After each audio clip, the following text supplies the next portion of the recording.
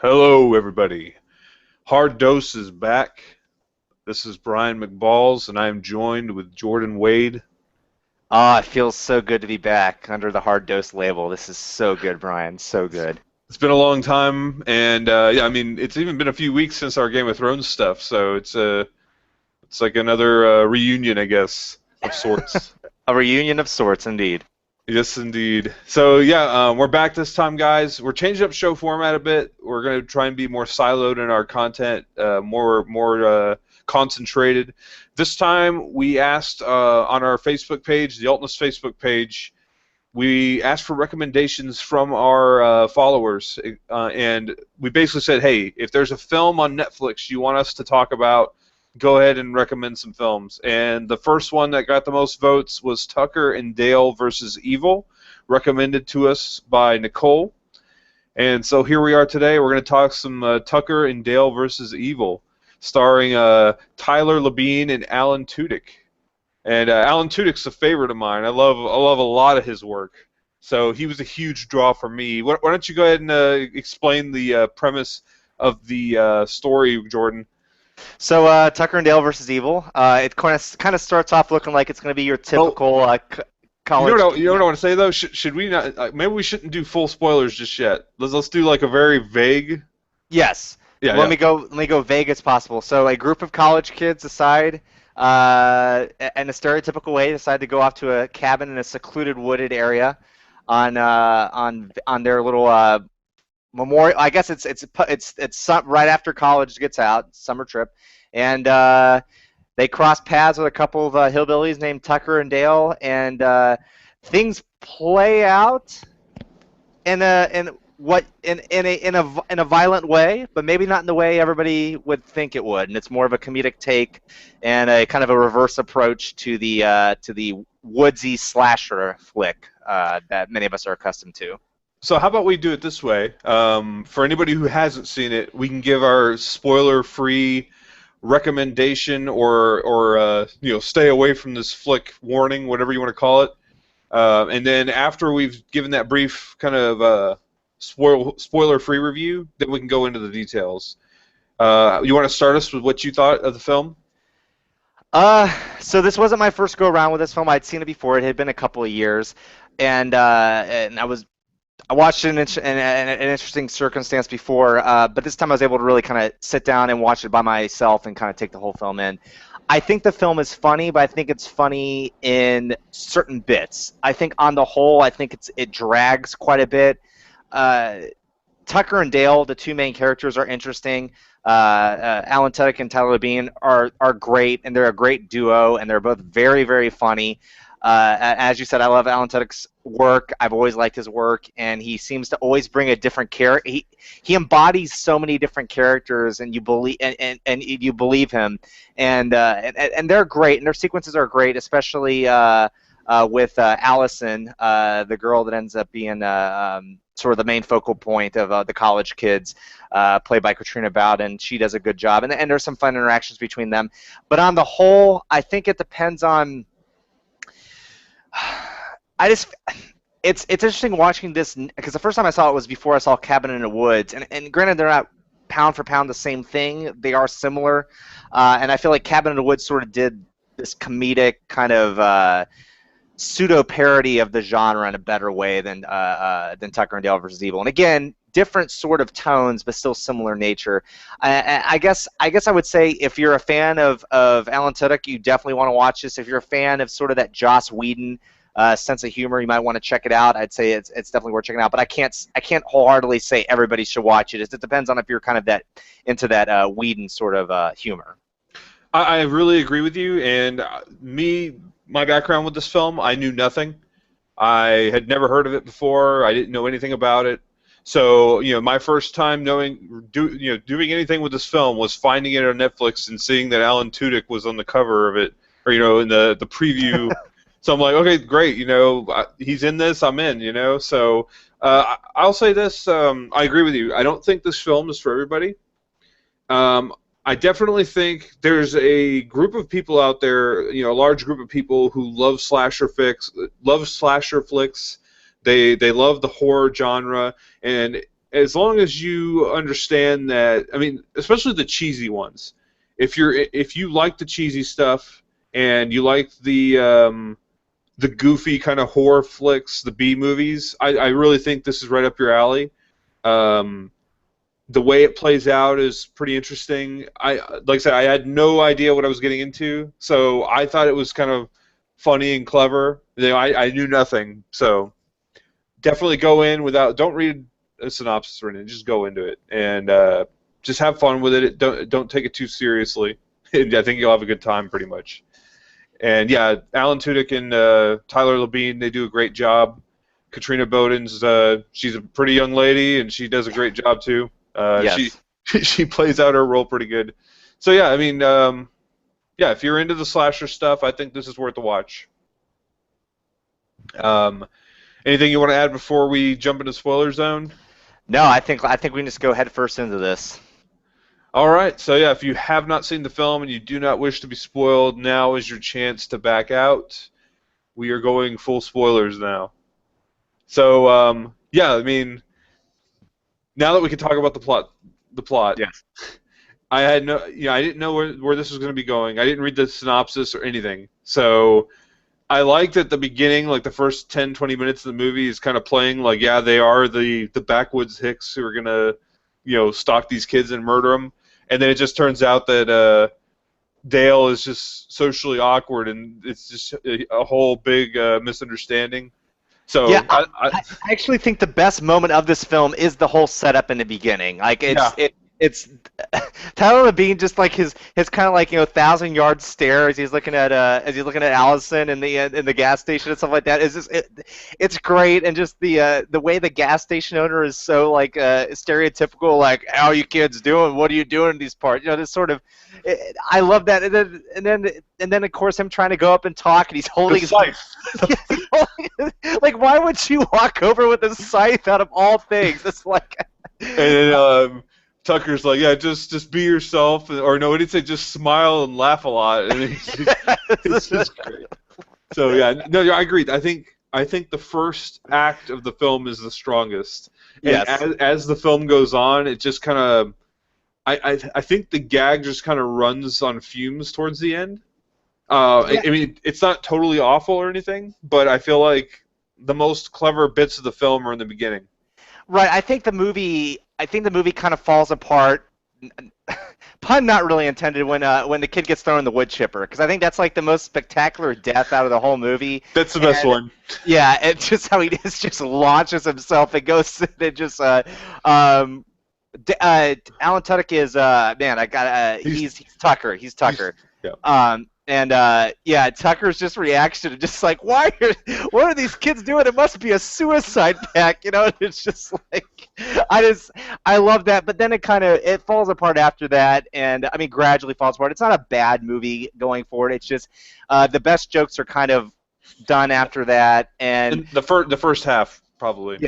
yes, I would say the first half is, and then you start feeling it's only an hour and a half, but it starts feeling pretty long after that midway point, and they kind of fumble around, and you just kind of continue to wait as each kid is sort of picks themselves off as the movie goes on. And there are some pretty spectacular deaths and stuff like that, like a weed whacker to the face, and there is some pretty funny stuff, especially when the cop comes into the situation. I mean, there are, like I've said earlier, there are some funny moments in this film. Just on the whole, it doesn't work. I feel like there could have been like a 30-minute short film that would have been a whole lot better and a whole lot more concise, that would have accomplished a whole lot more with less.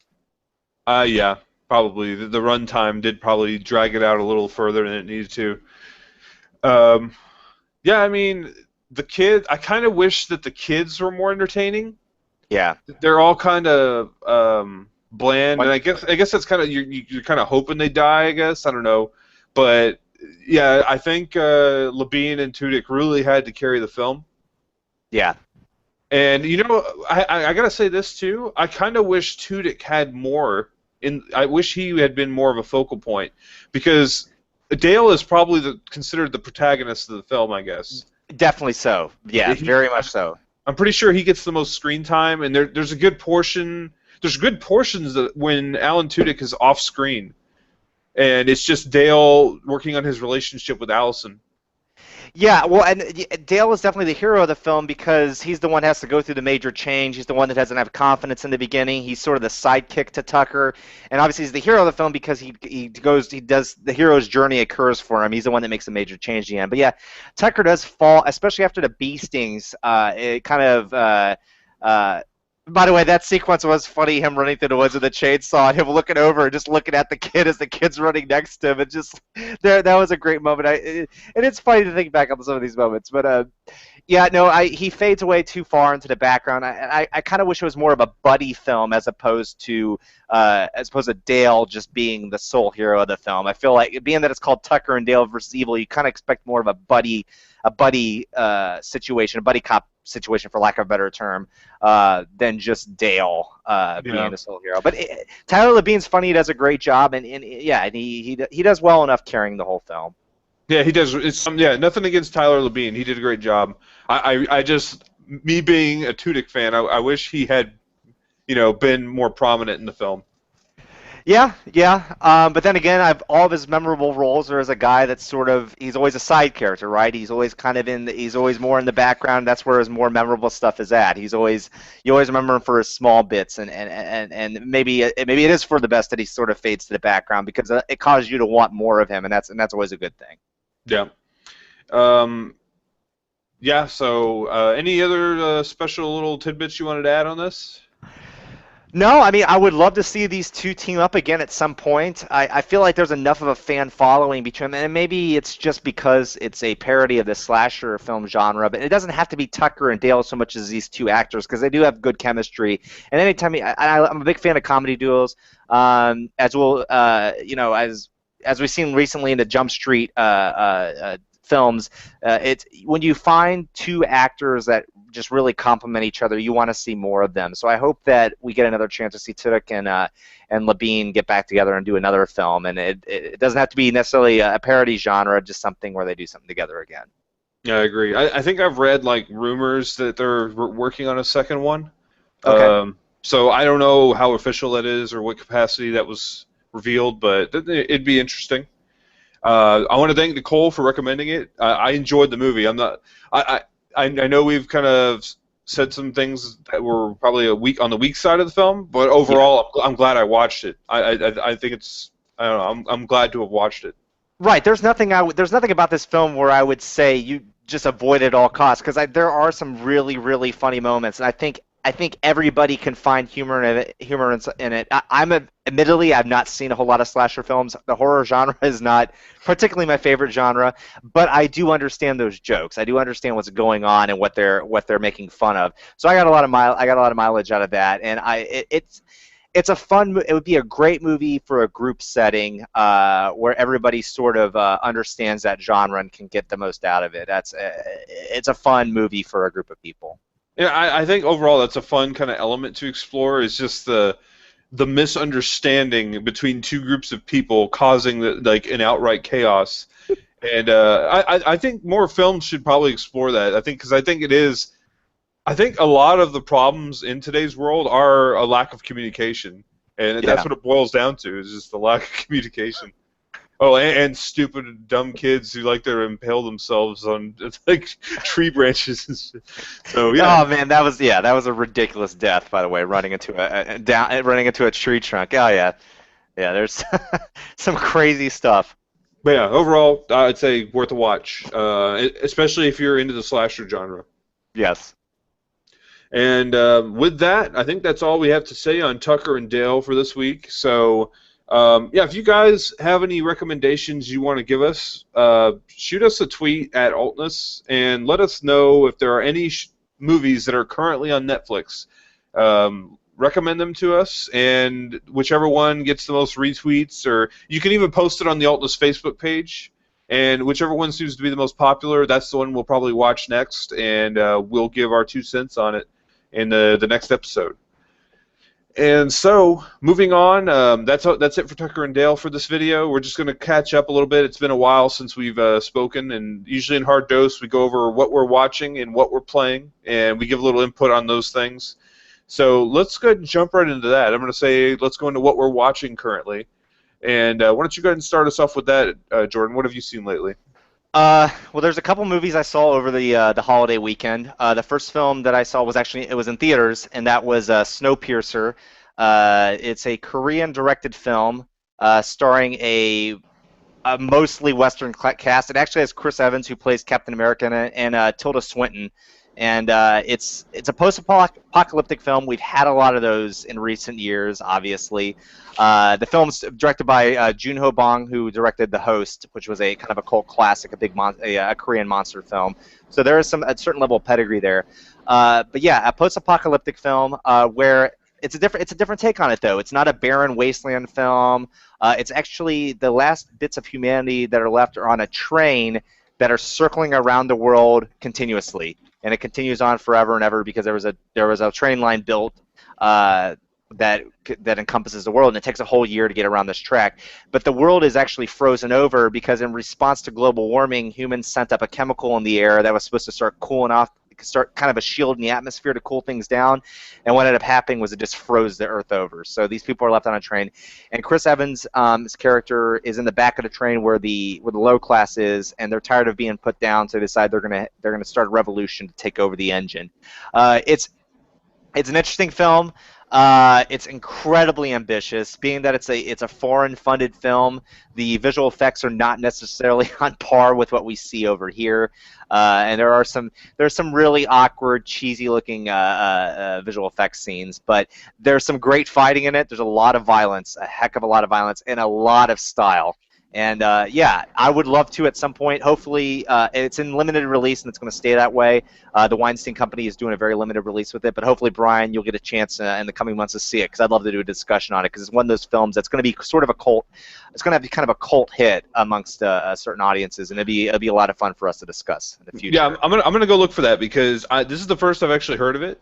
I haven't seen any promotions on it or any trailers or anything. So when you yeah, go ahead. No, I was gonna say, well, what's interesting about it is it came out early last year, and the Weinstein Company got the rights to it to distribute it in the U.S. But what happened was Harvey Weinstein wanted to cut it down. He wanted to shave about 20 minutes off the film, recut it, and send it out. The internet was in an uproar saying, you can't do this. This film is perfect as it is. Please don't touch it. So it went on the shelf, and the Weinstein Company kind of went back and forth whether they're going to recut it, whether they're going to send it out uncut. They went back and forth. And so it sat for the better part of a year on the shelf. And finally they said, okay, we're going to leave it as it is, send it out into limited release, and they did. And what's funny is it expanded into more theaters this past week, and it came out a couple weeks ago in the U.S. and it expanded to a few more theaters this past weekend. And there was a rumor last week that they were going to, when it went wider, that they were going to release an edited version. And so these rumors just can't seem to get away from this film. But no, it's the same film that came out the first week. But yeah, it kind of just. It came out through the label Radius TWC, which is the Weinstein Company's sort of offshoot brand, and yeah, doesn't have a big publicity budget, so it's only like, I'm out in LA, so I get a lot more of these more obscure films that are not seen in other markets in the U.S. I'll keep an eye out for it because I am interested, and yeah, I definitely like to talk about that one because it seems pretty interesting to me. Yeah. Next, I saw something pretty mainstream. I saw How to Train Your Dragon 2. And Jordan, you haven't seen either of the Dragon films, right? No, and I know the first one is supposed to be amazing. I just completely missed the boat on that one. I forget why. It might have been that either the people that I would go see it with me had already seen it, or I don't know what it was. I just didn't get myself to the theater to watch it, and immediately I was a bit of a Pixar snob at the time, so anything that wasn't under Pixar animation, I kind of kicked off to the side. So no, I didn't see the sequel yet. I do want to watch this franchise just because I do hear great things. So yeah, unfortunately, I've not seen it yet. Yeah, definitely worth a watch. I won't spoil anything, but I will say when I saw the first one, I saw it on a plane actually, the in-flight movie. And I was really surprised at how well done it was. It's pretty much Pixar level almost. That's how good it is. And the first one really surprised me. It blew me away, and I thought it should have. Which film was it competing against that year? It wasn't Toy Story 3? Wasn't it like Brave? No, Brave was post How to Train Your No, Dragon. I don't remember, but How to Train Your Dragon was 2010. Let me see it was nominated for Best Animated Feature Film, which it was up against. Let me just pull it up momentarily here. But yeah, go ahead and if you want to continue on, you can. yeah, I remember thinking, man, this should win an award. But if it's up against Toy Story 3, I understand Toy Story 3 is going to win that. But the movie surprised me. It's a very heartfelt movie, and it has a good. It's a really good family film. It's something that I think anybody can enjoy. It has something for everybody in the family. In a world where we have all these children's movies that are come out and are brainless, and they'll entertain a kid who's like 8 years old or under. Um, I feel like the market's kind of saturated with that. But something like this is something anybody can watch, anybody can enjoy. The second one does not disappoint. I feel like it holds the same caliber as the first one. It's a very well done sequel. Does not disappoint me at all. The plot was somewhat unexpected. I didn't watch any trailers, so I didn't know what to expect. And yeah, they I don't know. It's really well done. It holds the caliber really well, and I think that they should go. And I think they should try and make a third one. I haven't read up on it, and I don't know if that's in the cards, but Well, actually, in the cards, they plan on making two more sequels. The long-term plan is to have four films. This one's not doing as well in the box office as the first one, though. But I imagine it's DreamWorks Animation, right? That's doing these films. mhm. So yeah, DreamWorks has plans to do four, at least four films for this franchise. Yeah, I do think that it's deserving of a higher box office. Like, if kids are going to see something, if you have children or you have young brothers or sisters, whatever, this is a great film to go see because you won't be bored to tears. It's enjoyable as an adult, and I'm sure it's enjoyable for the kids too. So yeah, worth a watch. I would definitely go check it out. Oh, and Uh, it did lose to Toy Story 3. I it fact did. checked it. Yeah, it did Yeah, lose to Toy Story 3. I remember thinking to myself when that happened that year, I was like, man, it sucks that these two movies had to come out the same year because I think DreamWorks deserved to win for that picture. But Yeah, like you said, Toy Story 3 was immaculate, so that it couldn't have beat Toy Story 3. right. Um, all right, so next, do you want to? Yeah, why don't we alternate? Why don't you go ahead and what else are you watching right now? I saw then the second film I saw on Fourth of July is actually a film from 1981 called Blowout, directed by Brian De Palma, starring John Travolta. The film is about a sound artist for feature films who one night when he's trying to collect some sound effects for he works in low budget horror. He's trying to collect some sound effects in a park. He witnesses a car wreck, but in recording it, he hears a gunshot, and he's convinced that there's a conspiracy at work for causing the crash because there was a politician that was in the car, and so he's caught up in this conspiracy. He's playing the sound over and over and over again. He's trying to figure out what actually happened. This movie is actually loosely based off of a film directed by Michelangelo Antonioni called Blow Up, which is about a photographer who shot a picture in a British park, and he thought he caught a murder. It's obscured by some bushes, but he thought he caught the murder of a woman. And he kind of goes into paranoia. The films both approached a little bit differently. Obviously, that was a European film, and and Blowout was an American film. So, being that it's an American film, they're kind of more straightforward with the conspiracy as opposed to paranoia. The conspiracy doesn't, it's in the forefront. But it doesn't really play out exactly as all American films, which I was appreciative of. And I had it on Criterion Blu-ray. I've had it on Criterion Blu-ray for a while now. The time was right for me to finally see it, so I was able to watch Blowout. And it's definitely worth the watch if you're a fan of De Palma, if you're a fan of old Travolta. Travolta was pretty fantastic back in the day. I mean, probably up through Pulp Fiction, he was a pretty darn good actor. But yeah, 1981 Travolta was a darn good actor. Very good. So you'd recommend it for sure? Definitely. Definitely. Check out Blowout. How was Lithgow in that? John Lithgow. Okay, I should have bring that up too. Lithgow, this is pre-comedic John Lithgow. I mean, obviously he's more known as a dramatic actor, but he's pretty damn creepy in this film. Yeah, it's a young, like when you see him, you double take because he's so young in it. It's so weird seeing him. I've always known him as old, and he's so darn young in this film. That's kind of funny because I watched Romancing the Stone recently, and I kind of got the same vibe. I saw a young Danny DeVito, and that was pretty hilarious just to see young Danny DeVito. But that wasn't going to be one of the ones I was trying to talk about. I wanted to bring up 21 Jump Street. I finally watched it in preparation to go see 22. I haven't seen 22 yet. I plan to see it in the next week or two. But honestly, I'll probably see Dawn of the Planet of the Apes first because I'm hyped for that one. And 22 Jump Street, I'll see it in the next couple weeks here, maybe. 21 Jump Street, I've heard a lot of good things about it, and it might have been overhyped for me a bit. That's what I wanted. That's what I wanted to ask you because there's been so much time since it came out. I was wondering if it was because I went in and saw it maybe its second weekend in the box office. Once I had heard good buzz about it.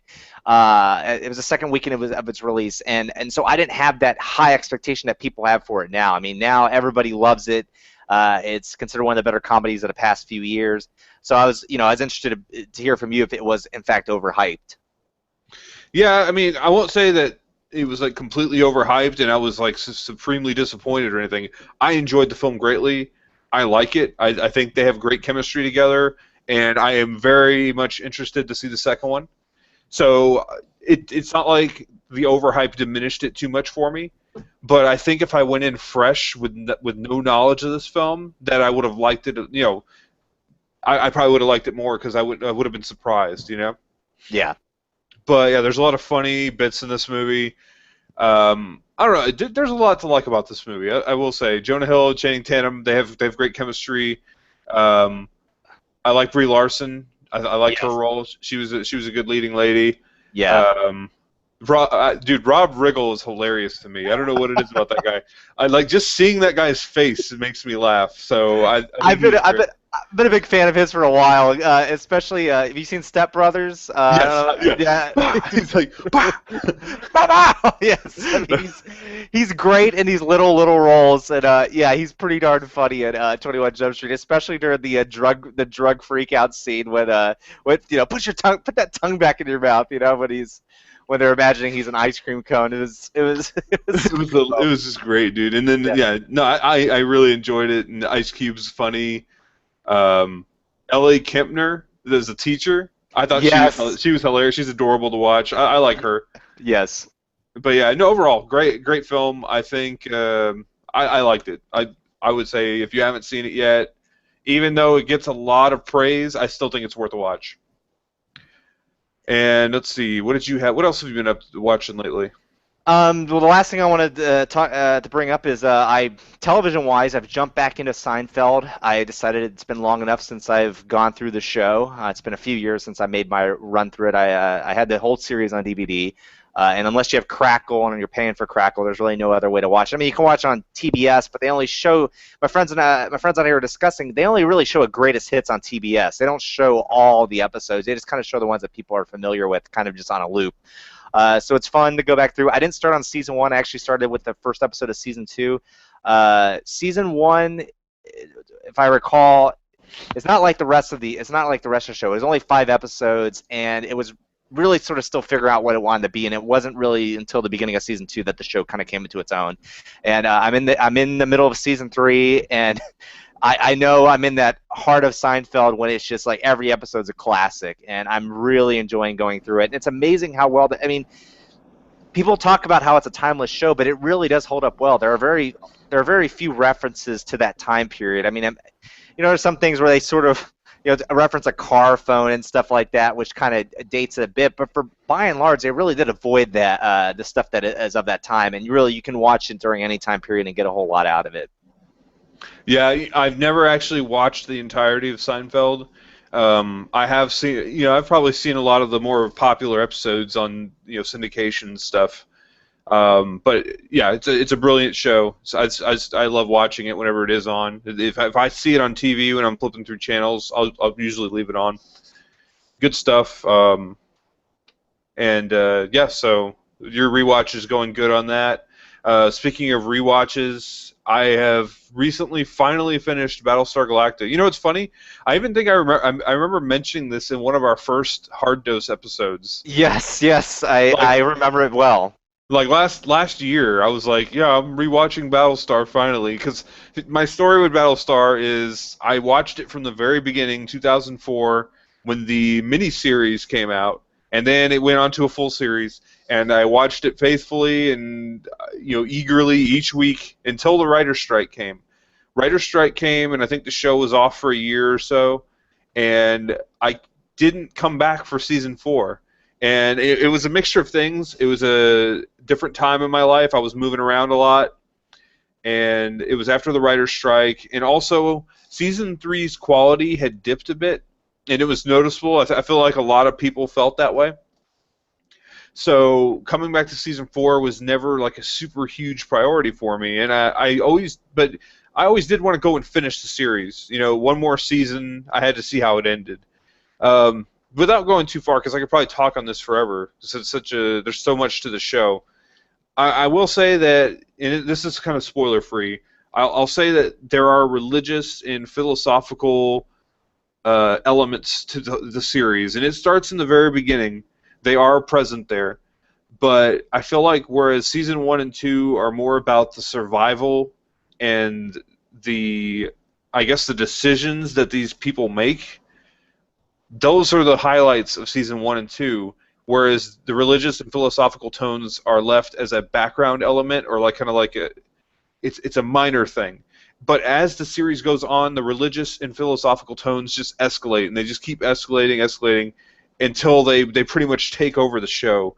And to me, that's a disappointment in a way. Like I understood what they were trying to go for, and I know there's a lot of people who dig it, and I'm not saying that it's a bad thing, but I prefer season 1 and 2 over the latter two seasons, and that was just me. There are plot lines I feel that were wrapped up adequately, and there are plot lines that I felt they just dropped the ball on and they just didn't go into. So maybe I'll go in on that in the future, or maybe I could write a blog about it or something. But yeah, that's a long topic. I don't want to bog this whole thing down talking about that too long. And let's see. I wanted to mention one more thing I was watching before we move on to games. I've been watching 24, Live Another Day. And honestly, me and Mike are planning to put up a video about this. And you guys will probably see this in the near future. There's only one more episode left to air, I believe. Me, Mike, and Rashizi, we're all big 24 fans. We've been watching it for years. And we've all pretty much we all kind of feel that 24's prime was season 5. Season 6, 7, and 8, they're like stretching it and trying to keep it alive. It was like on life support almost. Plots were recycled. I mean, you could kind of predict what was going to happen each season, and it really felt that it was losing its luster. And so, it ends on season 8. Everybody was kind of thought, that's a good time to end it because they really couldn't have done too much more. Then 24 Live Another Day comes back. It brings 24 back. Jack's back. It's a good thing to see Kiefer Sutherland back again. I like Kiefer. But, I was really hoping they would have. They've had a few years. I was hoping they would have overcome the obstacles and the monotony they had written themselves into in the final 3 seasons, and it seems like they haven't been able to overcome that. It feels just as formulaic and just as predictable as it was in season 8, 6, 7, and 8. And it's very disappointing to me. Like I said, I'll probably go into this in future episodes, maybe some kind of vlog or That's Alt recording with Mike. But I will say that it's a shorter season. I believe it's 12 episodes, 12 or 14. I forgot how many. We're coming to the last one, and only now is it starting to give me like a little twinkle of interest. Other than that, I felt it's been pretty predictable, boring, uninspired, and yeah, they wrote it like a regular season. It's just that instead of 24 episodes, we only have 14. So right when it's starting to get a little interesting, it's about to end. So who knows? Maybe the last episode will blow me away, but at this point, I'm pretty disappointed in 24 Live Another Day. So yeah, that's what we were watching. What are we playing, Jordan? Why don't we start with you? I've been playing a number of things. As many people know, I'm a huge sports game fan, so I'm still playing MLB The Show, building a Houston Astros franchise and winning World Series there. But recently, Sony has started giving out free games for PS4 for PlayStation Plus members, which I'm happy. I have a PlayStation 4. I only have so many games for it, and it's nice to get some free content. Unfortunately, one of these games is Stryder by Sega, the remake of the old classic. I have not heard glowing things about Stryder, the remake, uh, but I do like that sort of action platformer, and I was, for free, I'll give it a shot. Admittedly, I went in and saw the art style and thought this is pretty darn bland. It's a ninja in the future, and everything looks very stereotypical future. And there's not a whole lot. And granted, I'm only like 10 minutes in, but there's not a whole lot of different enemy types, and it doesn't appear like there'll be too many. And then you sort of fight this first mini boss, which is like a giant samurai robot, and you take him out, and then immediately within the next minute, you fight two of them at the same time. Uh, I am not against difficulty ramps. I like old school difficulty. I have no problem with that. I'm a big fan of Mega Man and stuff like that. I have no issues with old school hard difficulty. But usually in those games, you can sort of figure out a pattern, and it's all about kind of figuring out that pattern as time goes on and being able to defeat these guys.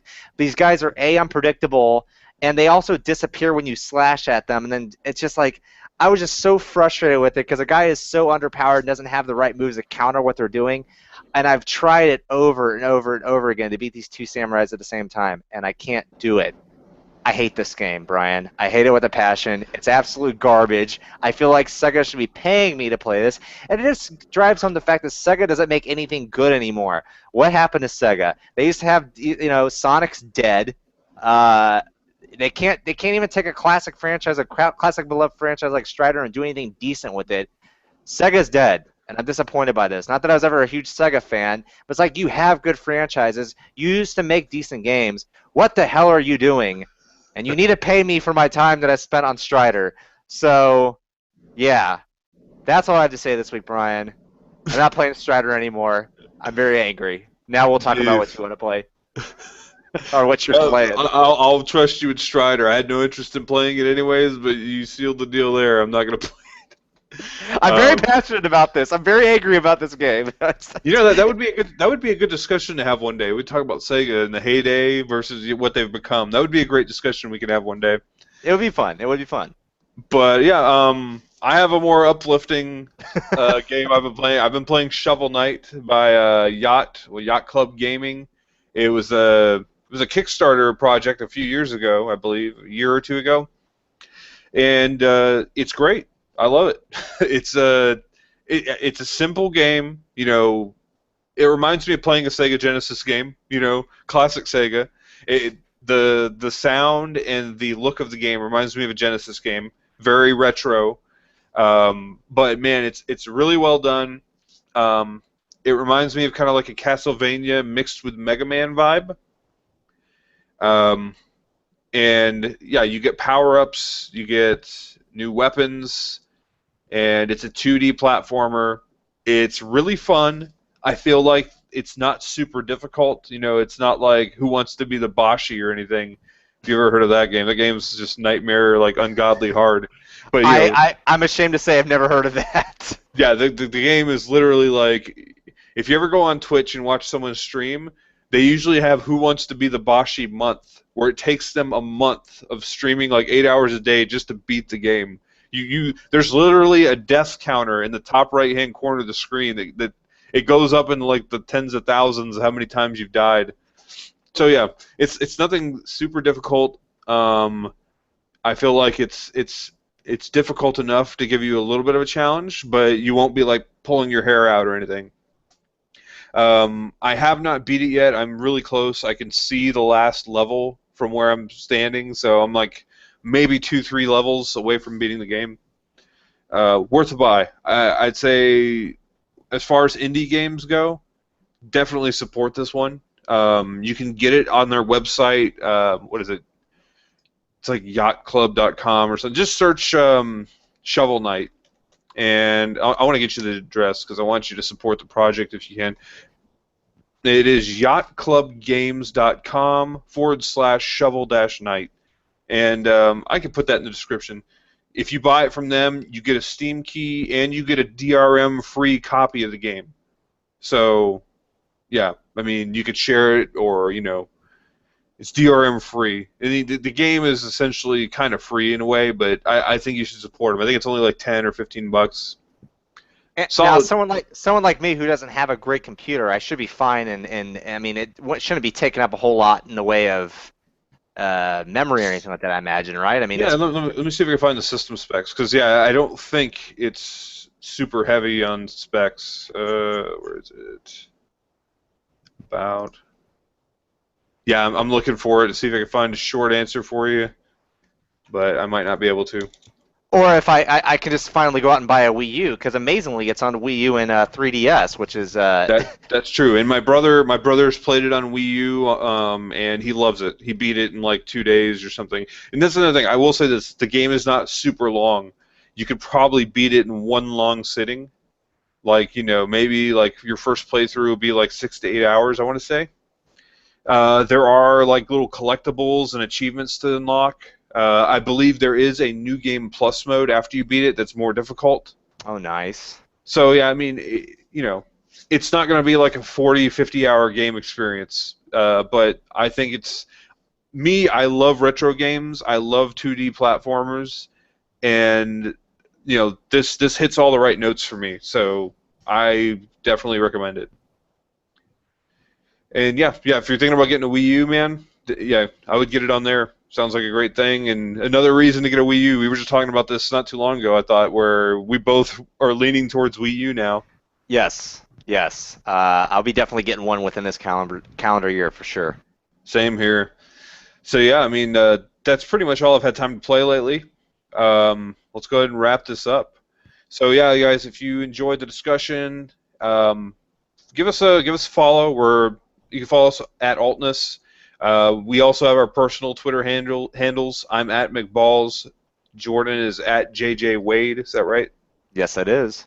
And definitely next week we want to review another Netflix recommendation. So if you have any films on Netflix that you would recommend we watch, go ahead and tweet it to us. And like I said, whichever one gets the most attention or retweets, or you could post it on our Altness Facebook page as well if you like. And yeah, we'll pick one out of the batch, probably the most popular one, and we'll give our 2 cents on it, just like we did with Tucker and Dale today.